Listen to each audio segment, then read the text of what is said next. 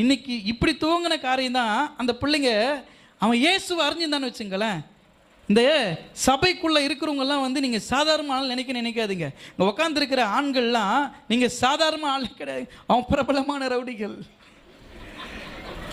உங்களுக்கு தெரியாதுங்க அது எப்படியெல்லாம் கடவுள் மாற்றி அவங்க வீட்டில் இருக்கிறவங்க முட்டி போட்டு அழுது போராட்டம் பண்ணி உபவாசம் இருந்து ரட்சிக்கப்பட்டு இன்னைக்கு பைபிளில் கையில் கொண்டு வர்றாங்கன்னா எல்லா அக்யூஸ்டுமே எங்கே இருக்கிறாங்கன்னா சர்ச்சில் தான் இருக்கிறாங்க. உங்களுக்கு தெரியாது, உண்மை அதுதான். நீங்கள் வேசார்பாடி போங்க, எத்தனையோ சகோதரர்கள் ரட்சிக்கப்பட்டது. காரணம் தெரியுமா? கிறிஸ்துவின் அன்பு. பிரபலமான தாதாக்கள்லாம் கூட ரட்சிக்கப்பட்டு பைபிள் எடுத்துட்டான். அதை காவல்துறையே சொல்லுது, அவன் சர்ச்சுக்கு போயிட்டான், நல்லவனாயிட்டான், இனிமேல் அவன் எந்த தப்பும் பண்ண மாட்டான்ற நம்பிக்கை அவங்களுக்கு இருக்குது. யார் இதை மாற்ற முடியும்? இந்த மாதிரி சூழ்நிலை யார்? கிறிஸ்துவம் மாத்திரம் தான் அதை மாற்ற முடியும். ஆணித்தரமாக சொல்லுவேன். இப்படிப்பட்ட அழிவில் இருக்கிற